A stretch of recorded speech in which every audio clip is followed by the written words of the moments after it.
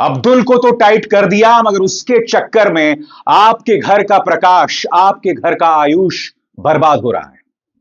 क्योंकि भारतीय जनता पार्टी के जो कट्टर समर्थक है यही बात तो कहते हैं कि भाई बीजेपी हमें रोजगार बेशक ना दे पाई हो, महंगाई बेशक ना कम कर पाई हो, लॉ एंड ऑर्डर यानी कानून व्यवस्था को बेशक दुरुस्त ना कर पाई हो, मगर मुसलमान को टाइट कर दिया गया है। अब यूपी के अंदर इतना बड़ा कांड हो गया दोस्तों, लेकिन गोदी मीडिया ने इस खबर को पूरी तरह से छुपा दिया कि किस तरह से यूपी के अंदर बवाल मचा हुआ है, क्योंकि इसके अंदर कोई मुस्लिम एंगल गोदी मीडिया को नहीं मिला, इसलिए उसने इस खबर को छुपा दिया। आखिर क्या यूपी के अंदर किसको लेकर बवाल मचा हुआ है, जब आप लोग सुनेंगे तो शायद आप लोग भी दंग रह जाएंगे। हमारे साथ वरिष्ठ पत्रकार मौजूद है अभिसार शर्मा जी, इस रिपोर्ट को देखिए।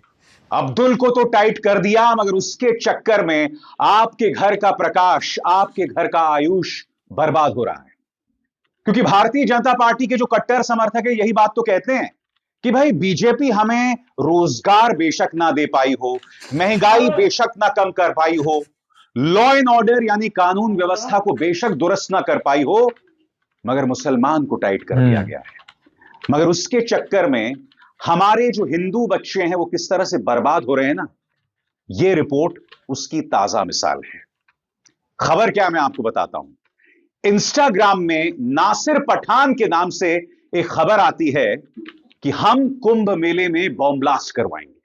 जी हां, बाकायदा ये इंस्टाग्राम पोस्ट आती है नासिर पठान के नाम से कि 1000 लोग मारे जाएंगे, बच्चे औरतें मारी जाएंगी। मुसलमान ऐसी होते हैं यार। पुलिस जब पड़ताल करती है मुसलमान तो पता चलता है ये व्यक्ति नासिर पठान नहीं, ये आयुष जायसवाल है। कौन से मुसलमान है ये किसी नासिर पठान को फंसाना चाहता था, मगर ये धमकी किसने दी? किसी आयुष जायसवाल ने, जो कि नाबालिग है, यानी कि 18 साल का भी नहीं है।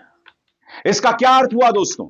इसका अर्थ यह हुआ कि पिछले 11 सालों से हमारी नसों में प्रचार तंत्र के जरिए, गोदी मीडिया के जरिए, हमारे रेडियो रवांडा स्वरूपी गोदी मीडिया के जरिए जो जहर भरा जा रहा था, उसका असर हमारे बच्चों पर पड़ रहा है। और ये इक्का दुक्का मिसाल नहीं है दोस्तों, ऐसी ढेरों मिसालें सामने उभर कर आती हैं जहां कुछ हिंदू ये दावा करते हैं, इस तरह का प्रपंच, इस तरह का नाटक रचते हैं कि साहब मुसलमान ऐसा कुछ करने वाले हैं, मगर जब उसकी पड़ताल होती है तो पता चलता है इसके पीछे हिंदू थे जो जानबूझकर इस तरह की धमकी दे रहे थे कुछ मुसलमानों को फंसाने के लिए। ऐसी ढेरों मिसालें इससे पहले भी आई।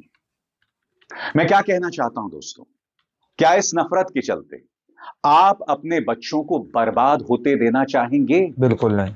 क्या आप इस खेल को बिल्कुल भी नहीं समझ रहे हैं? आप सोचिए आयुष जायसवाल को किस तरह से ब्रेन वॉश किया गया होगा कि इसके दिमाग में यह प्लान आया होगा कि एक मुसलमान को फंसाने के लिए मैं इस तरह की धमकी दे दूं।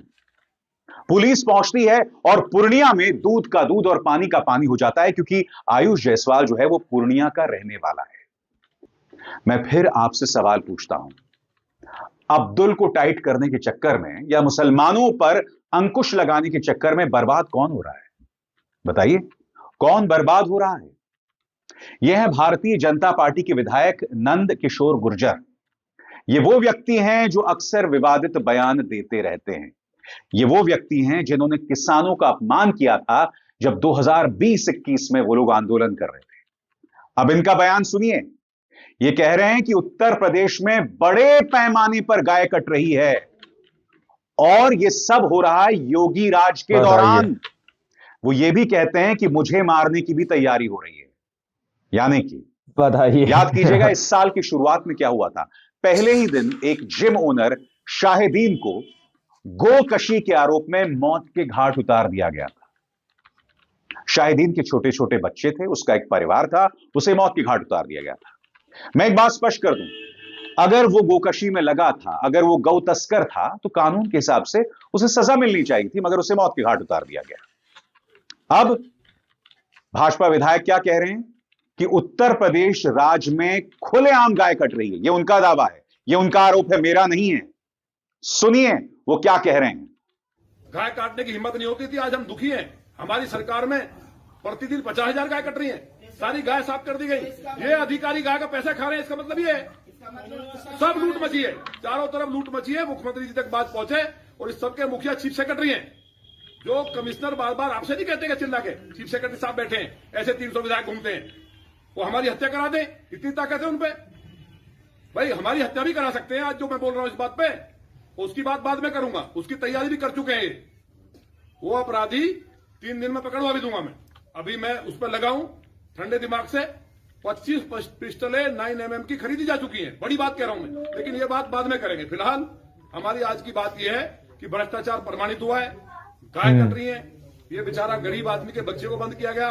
तो हम कोई सीपी से हमारा बैर नहीं है, कोई चीफ सेक्रेटरी से हमारा कोई बैर नहीं है, ना हम कभी मिले हैं तो बात करते हैं हम ज्यादा। हम जनता की लड़ाई लड़ रहे हैं। बात यहां नहीं रुकती है, वो आगे ये भी कहते हैं कि अगर ये समाजवादी पार्टी का शासन होता तो मैं उन्हें आईना दिखाता, उनके होश ठिकाने लगा देता, मगर अब मैं कुछ नहीं कर सकता क्योंकि मेरी अपनी सरकार है। सुनिए क्या कहा जा रहा है। मेरे जिले की महामंत्री का रिपोर्ट दर्ज नहीं होगी, ईंट से ईंट बजा दूंगा मैं इस जिले में। अगर ये सरकार मेरी ना होती, सपा की होती, तो अधिकारी कितना बड़ा मुख्यमंत्री होता, घूस भर देता घर में मैं मुख्यमंत्री के में। मैं इस चीज का जिक्र क्यों कर रहा हूं, क्योंकि इसी साल की शुरुआत में गौ तस्करी के आरोप में एक मुसलमान को मौत के घाट उतार दिया जाता है। यानी कि गौ सेवा के नाम पर इस तरह से आतंक जो है हर तरफ चल रहा है। और याद कीजिएगा, प्रधानमंत्री नरेंद्र मोदी ने आज से कई सालों पहले इसका जिक्र भी किया था कि कुछ लोग गौ सेवा के नाम पर जो हैं आतंक फैला रहे हैं। गौ सेवा के नाम पर उन्होंने अराजकता फैला रखी है। याद है कि नहीं आपको? सालों पहले उनका बयान है जब वो प्रधानमंत्री बन चुके थे, ये कहा था इन्होंने। मैं कभी कभी ये जो गौ रक्षा के नाम पर कुछ लोग अपनी दुकानें खोल करके बैठ गए हैं,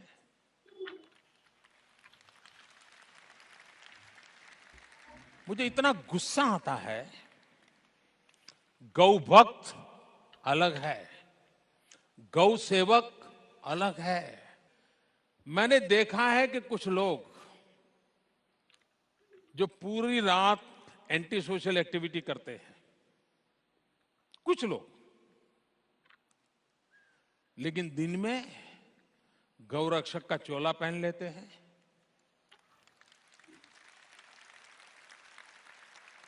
मैं राज्य सरकारों को अनुरोध करता हूं कि ऐसे जो स्वयंसेवी निकले हैं, अपने आप को बड़ा गौरक्षक मानते हैं, उनका जरा डोजियर तैयार करो।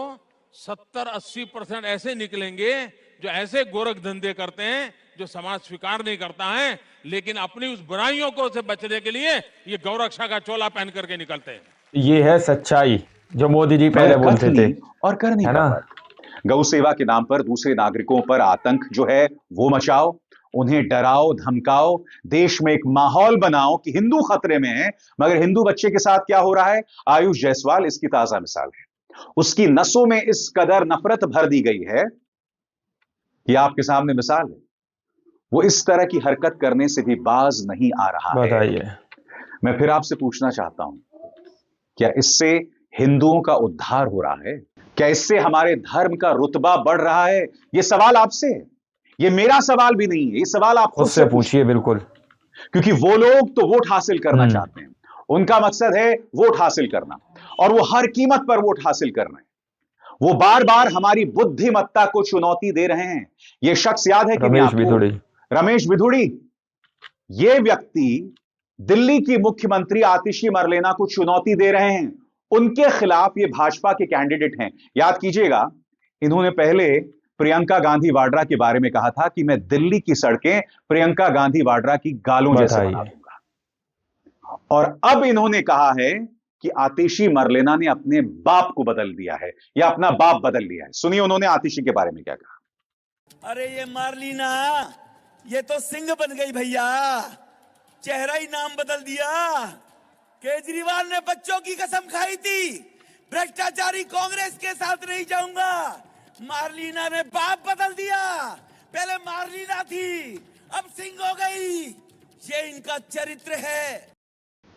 और याद कीजिएगा, इससे पहले इन्होंने प्रियंका गांधी वाड्रा के बारे में क्या कहा था। लालू ने कहा था बिहार में कि बिहार की सड़कों को मैं हेमा मालिनी जी के गालों जैसे बना दूंगा। लालू ने झूठ बोला था, नहीं बना पाया, लेकिन मैं आपको विश्वास दिलाता हूं, जैसे ओखले की सड़कें हमने बना दिए, संगम बिहार की सड़कें बना दिए, इसी प्रकार से कालकाजी भी सुधार कैंप के सामने वाली, बराबर वाली, अंदर वाली सारी की सारी सड़कें प्रियंका गांधी के गाल जैसे जरूर बना देंगे। आपको याद होगा संसद के अंदर दानिश अली के बारे में, बीएसपी के पूर्व सांसद दानिश अली के बारे में किस तरह के अपशब्दों का इस्तेमाल बिधुड़ी साहब ने किया था। यह है भाजपा का चाल चरित्र चेहरा, यह है भारतीय जनता पार्टी का टैलेंट पूल, जहां महिलाओं का इस कदर अपमान किया जाता है। हालांकि ये माफी मांग चुके हैं, मगर किस बात की माफी? पहले तुमने प्रियंका गांधी वाड्रा के बारे में अनर्गल बात की, फिर तुमने आतिशी मरलेना के बारे में कहा कि उन्होंने अपना बाप बदल दिया है, अब माफी मांग रहे हो। उससे क्या होता है? इससे माफी मांगने से क्या होता है? यानी कि आपकी नुमाइंदगी करने के लिए इस तरह के लोग भारतीय जनता पार्टी के पास हैं। यह है निशिकांत दुबे।